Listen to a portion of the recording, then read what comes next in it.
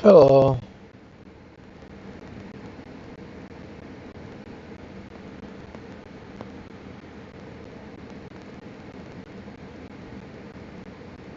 I I have a problem with Alan Becker's new design of the whole animation versus algebra because it seems to be more form or like actually being something that you can follow or make sense out of, or even like, I don't know. It feels like, sure, you can make these animations, but it's that there's like the other ones had more coherent thought put into them, and I feel like this one was just a bunch of, I don't know. Also Pizza Cats. But there's another video, this one, about fluid. There's a big problem that I have with this guy talking about um Welcome to this explainer. Today, we're diving into a genuinely mind-bending math. first of all,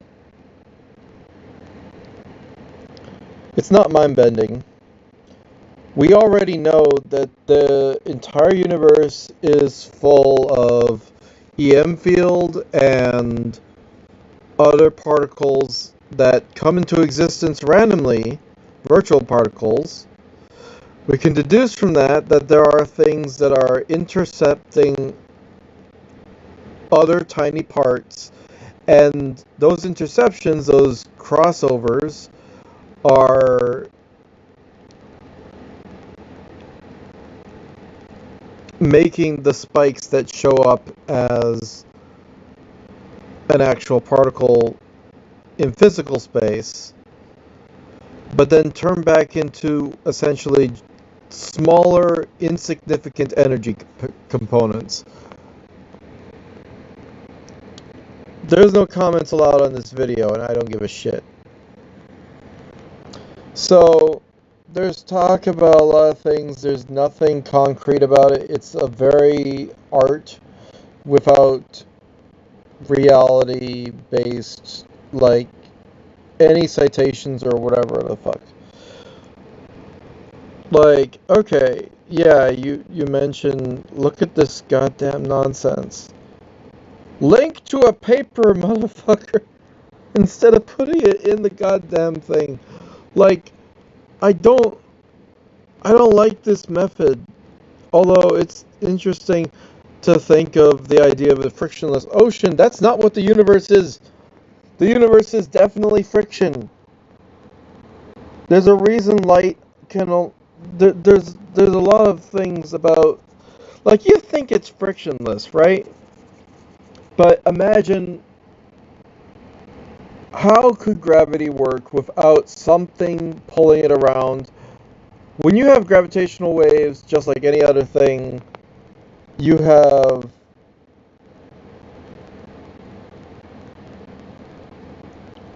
something that's pulling and moving and transmitting that frequency, that wave, through space. So there has to be something that is interacting with the motion of objects. And gravitational waves are crazy like that. So, I don't know. I don't give this video a lot of flack. I just think that the term frictionless is the only thing that they got wrong, because I already know that there is fluid in space, or there is substance. It's never empty, but no one has ever said it was empty.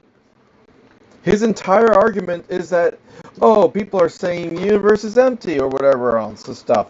No, we all know that there is not just, even if you were to remove all physical stuff from space, there's still, oh my god, what the hell am I doing? I'm overfilling my Brita, that's what I'm doing.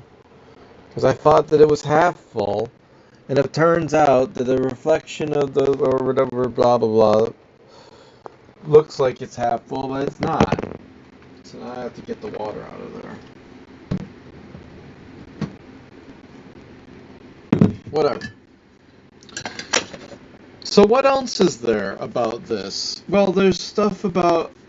I also heard recently stuff about the idea of string theory and string tension. Let's look at that for a second. In the strange world of string theory, we talk about strings having energy as they vibrate. And you also may have heard of different types of energy.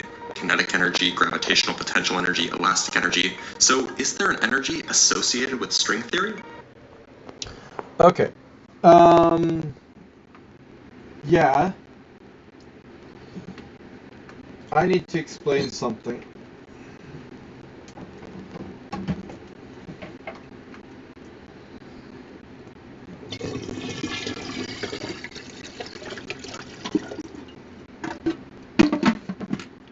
If you have a ball on the top of a hill and you say it has potential energy for kinetic, if you could then push it in some direction, it'll fall down the hill.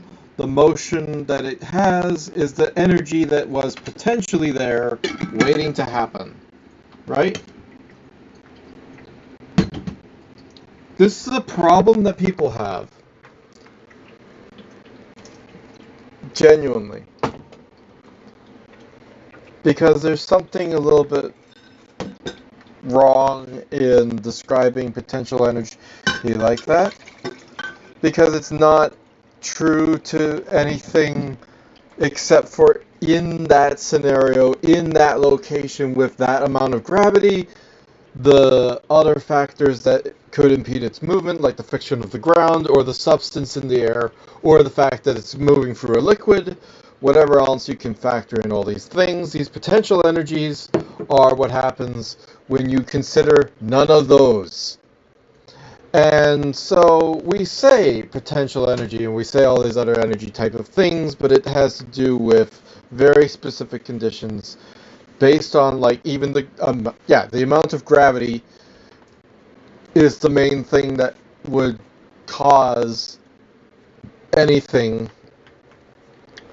So literally an object on a hill in an area without gravity, you push it in some direction, and let's say you have a frictionless area, so the three-dimensional space is frictionless, then it just keeps moving, and it doesn't fall down the hill like on the moon or something where it has low gravity.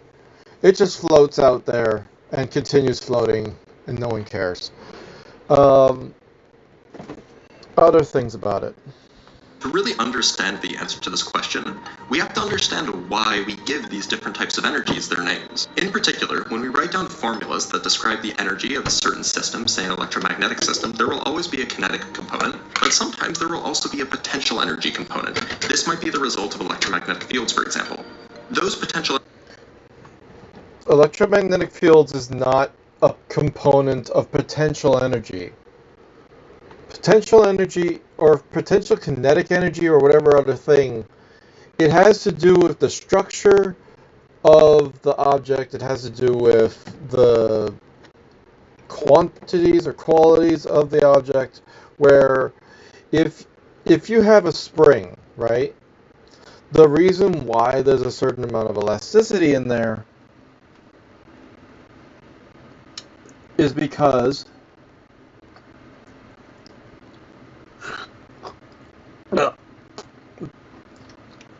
the structure, which is holding everything together, has a bit of play that it is able to give.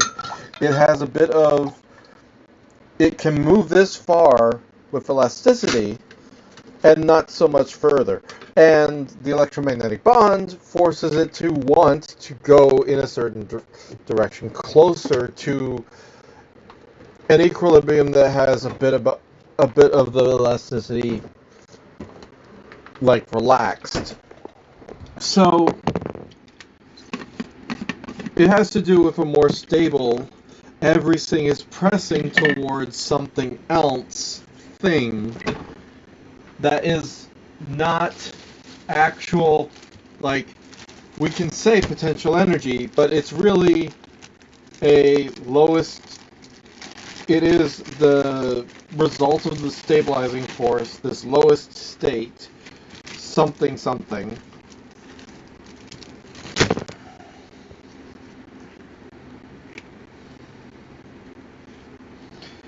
And there's stuff about, oh, we want to find stuff by making something really cold. If you want to find something and interact with you, with your particles or your detector, and you make that thing really cold, it's resistant to motion.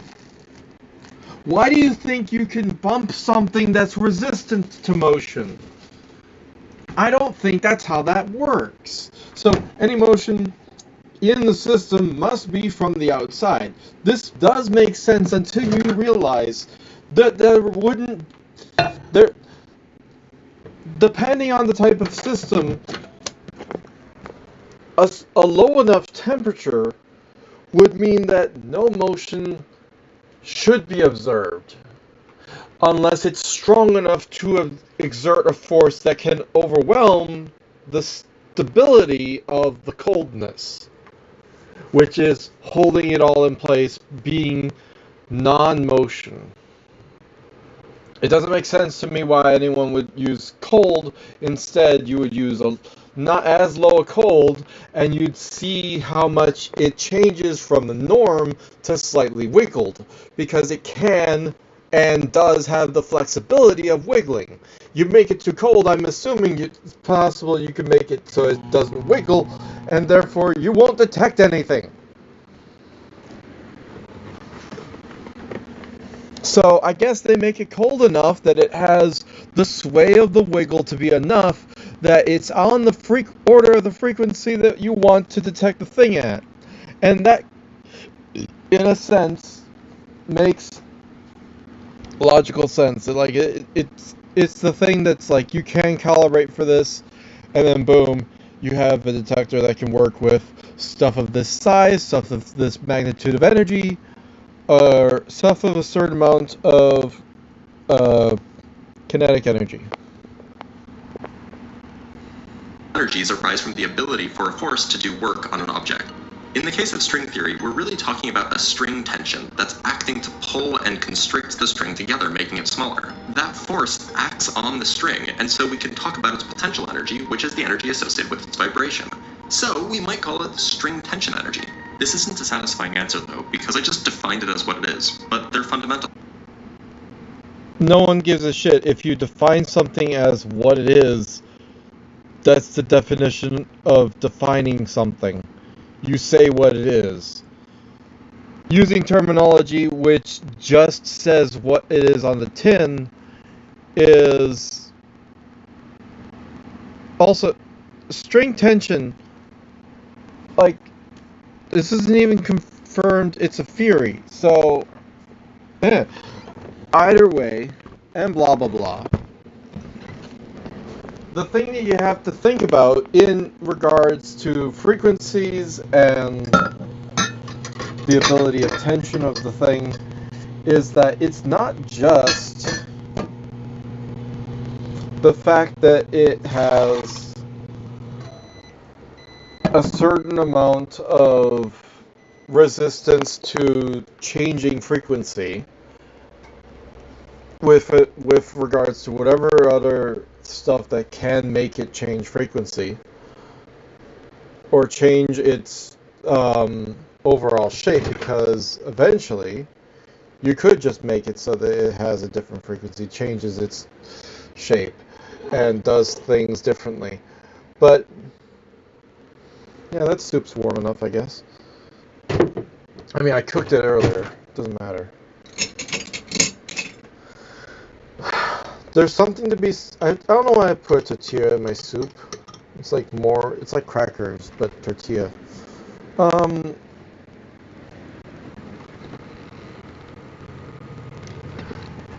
I don't know. String is different.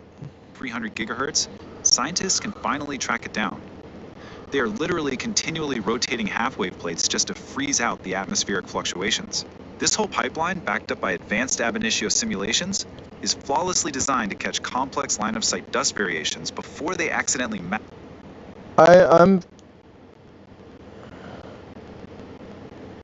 I'm hearing fluff. mask that critical pi over 4 phase shift we're desperately looking for. As the source material wonderfully sums it up, if they find these fluid ripples, it will prove that space isn't empty after all. We don't need to prove that space isn't empty. We know it's not empty. Nobody out there is saying it's empty. And that's the whole shebang right there. Cosmic ocean. What if the vacuum of space isn't empty at all? So let's contrast the old model with this incredibly elegant new framework. Standard physics completely relies on this idea of absolute nothingness. PMGV9, on the other hand, replaces that nothingness with something highly specific and mathematically rigorous. It introduces a frictionless superfluid. Basically, we're shifting from a universe of empty space to one that's completely filled with this hidden fluid medium. Now, to really grasp this, we need to quickly establish what a superfluid actually is.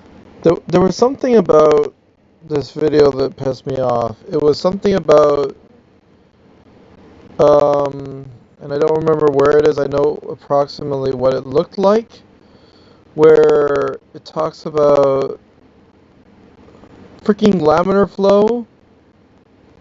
Honey, you got the wrong idea of what laminar flow is. Laminar flow is when the liquid is being pushed at a pressure and specifically so that all the stuff is moving together and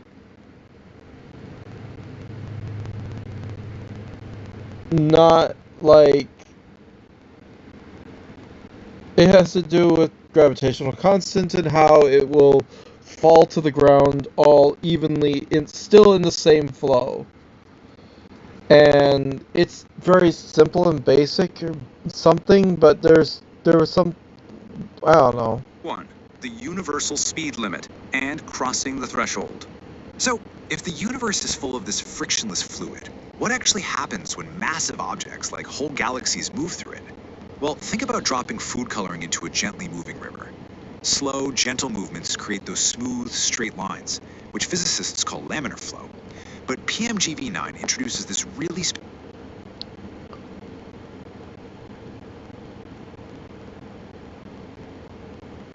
putting food coloring into a river and laminar flow, I think you just bunched some stuff together because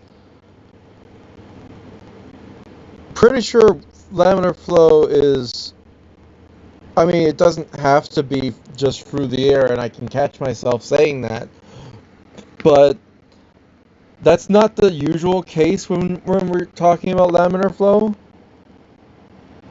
And also, food coloring doesn't do that. It bubbles up and turns into like little dots that are flowing down.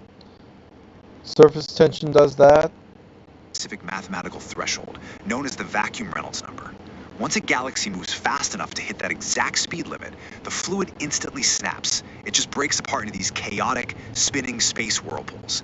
And what's so cool about this is it replaces the old manual guess of where gravity starts with... See, I didn't see anything that he just said, and like, what? Perfectly natural, elegant enough to hit that exact speed limit, the fluid instantly snaps. It just breaks apart into these chaotic, spinning space whirlpools.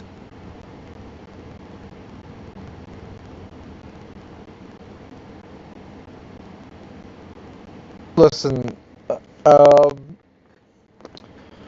just gonna call this bogus. You can't comment on this video, but this is my review of this video. Go away. No one thinks space is empty. Space is never empty. It's always been clear from everyone's perspective that if you were to entirely empty space, you would still have something there. It has never been debated whether or not space is empty. It's never been empty. I'm leaving.